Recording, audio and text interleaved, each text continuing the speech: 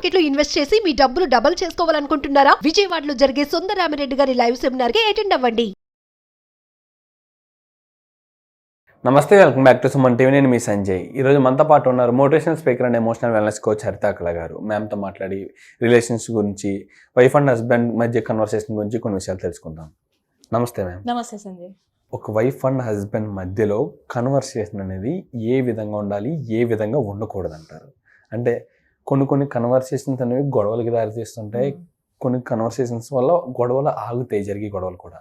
And అంతేకాకుండా కొన్ని వల్ల చిన్న ప్రాబ్లమ్స్ కూడా అవుతూ ఉంటాయి, వాళ్ళు చేసే పనుల విధంగా కానీ సంథింగ్ వేరేగా.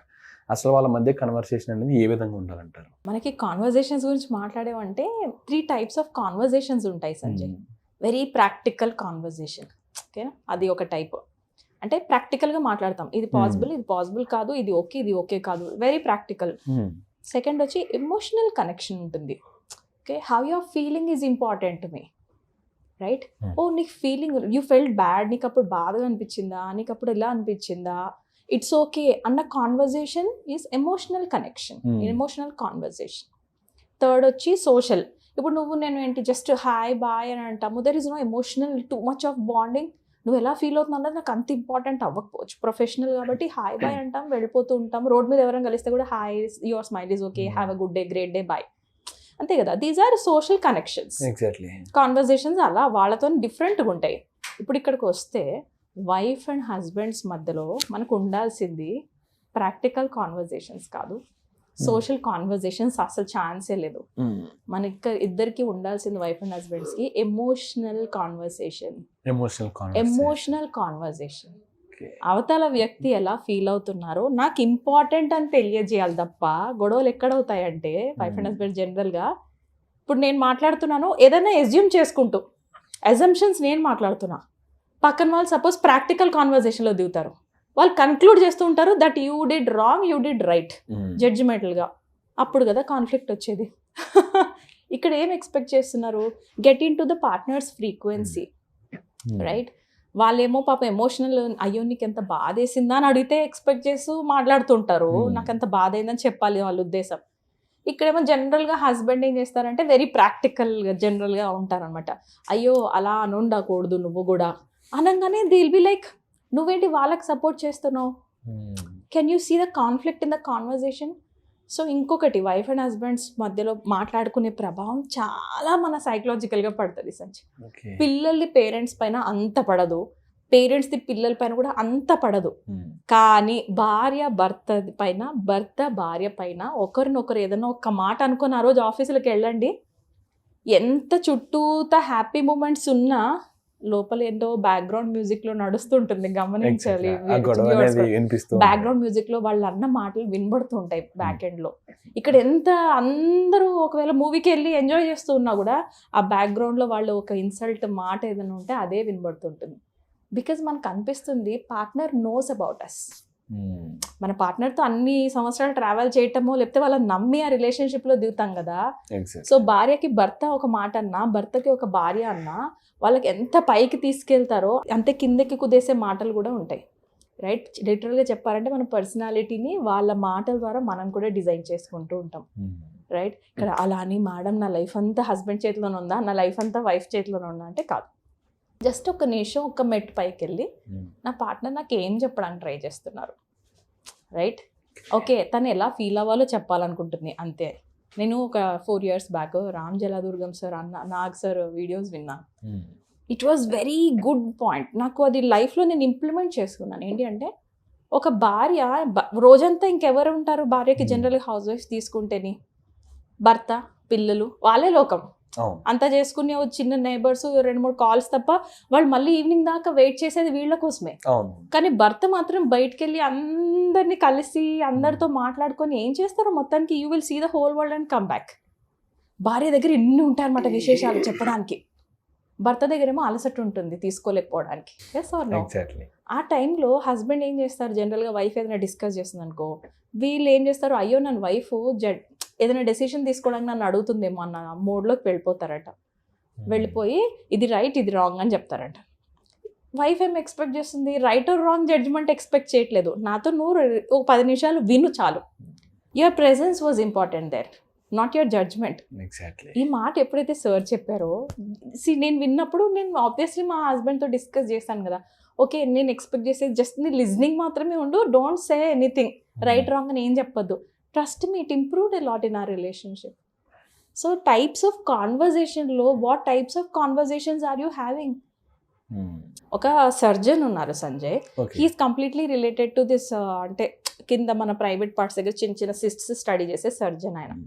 ఓకే, ఆయన దగ్గర పేషెంట్స్ వచ్చేవాళ్ళు. ఆయన స్టడీ చేసిన తర్వాత ఎంఆర్ఐ స్కాన్స్ తర్వాత చిన్న చిన్న సిస్ట్లు, అది పెద్ద క్యాన్సర్వే కానీ అంత పెద్ద ఇంపార్టెంట్ ఏం కాదు. ఆ క్యాన్సర్ సెల్స్ ఇంప్రూవ్ అయ్యి పెద్దగా యాడ్ అయ్యేదానికంటే కూడా ఈ లోపల మనిషి చనిపోతాడు కూడా, లైఫ్ స్పాన్ కూడా అయిపోద్ది.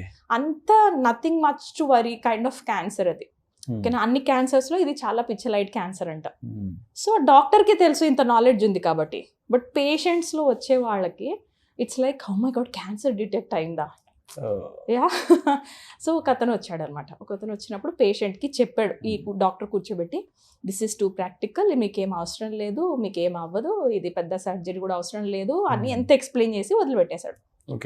నెక్స్ట్ డే నా రాంగ్ అని he was like, I don't know what's wrong, అంటే మీరు నిన్న నాకు ఏం చెప్పినా నాకు అనవసరం, let's get the surgery done, ముందు నాకు సర్జరీ చేసేయండి అన్నాడు. అండ్ డాక్టర్ అబ్జర్వ్ చేస్తే ఆయనకు దగ్గరకు వచ్చిన పేషెంట్స్ ఆయన అందరికీ అవసరం లేదు సర్జరీ అనే చెప్తున్నాడంట. వచ్చిన వాళ్ళందరూ నాకు సర్జరీ చేసేయండి అని వస్తున్నారట. ఇదేంటిది అని, మిస్టేక్ నాది కదా అని తను తీసుకొని తన హయ్యర్ ఆఫీషియల్స్ దగ్గరికి వెళ్ళి కనుక్కున్నాడట. సో ఒక యూనివర్సిటీకి వెళ్ళాడు, ఇలా ప్యాటర్న్ రిపీట్ అవుతుంది, what is that my patients are facing from me అంటే వాళ్ళు ఏం చెప్పారంటే, maybe you are having practical conversation, you should have an emotional connection with them. Cancer అంటే భయపడతారు బా, నాకేమైనా అయిపోతుందేమో అని భయం వస్తుంది వాళ్ళకి. సో ఫస్ట్ వాళ్ళకి నువ్వు ఏం చెప్తున్నావు, యూనో దట్స్ వెరీ ఇంపార్టెంట్. ప్రాక్టికల్గా మాట్లాడకు, జస్ట్ ఇప్పుడు ఆయన ఇదంతా తెలిసిన తర్వాత రిటర్న్ వచ్చాడు. ఓకే, రిటర్న్ వచ్చిన తర్వాత ఒక పేషెంట్ దగ్గరికి వెళ్ళి జస్ట్ ఆయనకి అప్పుడే వచ్చింది అనమాట క్యాన్సర్. ఆయన నెక్స్ట్ డే ఇట్లా హగ్ చేసుకొని, ఫస్ట్ మీకేం కాదు, ఇది ధైర్యంగా ఉండొచ్చు, ఇది ఒక very small cancer, so you don't need to worry అని చెప్పిన తర్వాత, ట్రస్ట్ మీ, ద పేషెంట్ అప్పటిదాకా ఒక ఫీలింగ్లో ఉన్నాడట. అప్పుడు సడన్గా స్లోగా తన ప్రాబ్లమ్స్ ఓపెన్ అప్ అవ్వడం, సార్ యాక్చువల్గా నాకు 17 yearsకే మా నాన్నగారు చనిపోయారు, ఇప్పుడు నాకు అంత ఏజ్లో పిల్లలు ఉన్నారు, 16-17 years కిడ్స్ నాకున్నారు, నేను చనిపోతే నా పిల్లలు నేను ఫేస్ చేసి చేయొద్దు, సో నేను క్యాన్సర్ ట్రీట్మెంట్ తీసుకుందామని ఆలోచిస్తున్నాను అన్నాడు. Can you see the emotional bond there? అలా 8 minutes ఆఫ్ ఎమోషనల్ కనెక్షన్ తర్వాత they had 7 minutes of practical conversation. ఇది వర్కౌట్ అయిందంట పేషెంట్స్తో. He wrote a whole book about this emotional conversation and then practical conversation. ఇది కదా important Sanjay, ఇది important. మనం ఏ చెవులు పెట్టుకొని వింటున్నాం, ముందే మన వాళ్ళు తప్పు చేస్తారు, ముందే మనది ఎట్లన్నా సరే నోటిదులది ఎక్కువ దీనికి, సో ఇది గొడవలు పెట్టుకునే నేచరు, ముందే మా ఆయన ఎక్కడికి వెళ్ళినా స్థిరంగా ఉండని మనిషి అని లేబుల్స్ వేసుకొని రెడీగా నువ్వు కాన్వర్జేషన్లో కూర్చుంటే ఇంకా అదేముంది, యూ ఆల్రెడీ కన్క్లూడెడ్ కదా. ఇంకా కాన్వర్జేషన్ కాన్ఫ్లిక్ట్ అయ్యి ఆర్గ్యుమెంట్ కాకుండా ఇంకెందుకు అవుతుంది సంజయ్? నా భర్త సాడిస్టు అని ముందే కూర్చున్నాను అనుకో, ఆయన పాప ఏం మంచి చేసినా నా బ్రెయిన్ అక్కడ కనబడట్లేదు, నాకు ఓన్లీ సాడిస్ట్ ఏవైతే పనులు చేశాడో అవే కనబడుతున్నాయి. అలాంటి ఇంట్లో పొద్దున్న లేస్తే గొడవలు కాకుండా ఇంకెందుకు అవుతాయి, ఇంకేముంటాయి సంజయ్? Practically speaking this doesn't work out. అలానే హస్బెండ్ కూడా ఒక లేబుల్ వేసుకుంటారు, రైట్? నేను చూసాను పర్సనల్గా, లేకపోతే చెప్పను.